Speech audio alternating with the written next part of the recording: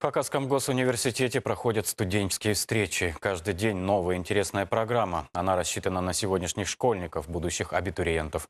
Что им предлагают в ведущем вузе республики, узнала Мария Добрынина.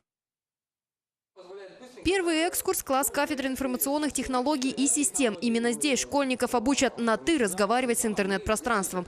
Преподаватель объяснит и поможет создать свой собственный веб-сайт. И это не только пригодится в учебе. Многие с подобных онлайн-страниц начинают интернет-бизнес или ведут собственный блог. А этот кабинет стал, пожалуй, самым посещаемым. Лаборатория криминалистики. Ученикам разрешили провести дактилоскопическую экспертизу от начала до конца, как это делают настоящие эксперты. Рассказали, что такое быть криминалистом и как правильно пользоваться магнитными порошками для снятия отпечатков. Обрабатывать поверхность. Видите, уже проявляется след. Какой-то интересный факт, который ты вот запомнила. Раньше считала, что одним порошком как-то снимали, но оказывается, что они есть магнитные и немагнитные.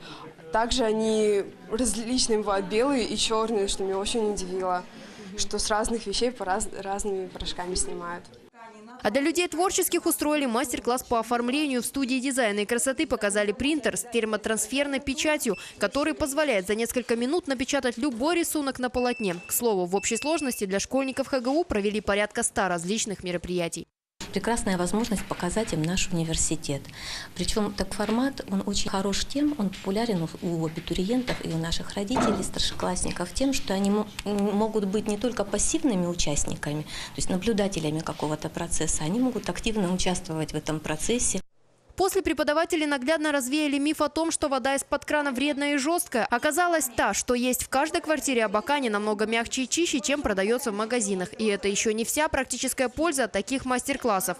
Именно на подобных встречах выпускники могут заранее узнать, какие предметы ЕГЭ точно понадобятся для поступления на свою специальность. Здесь же преподаватели подробно рассказывают о работе приемной комиссии и документах, необходимых для поступления.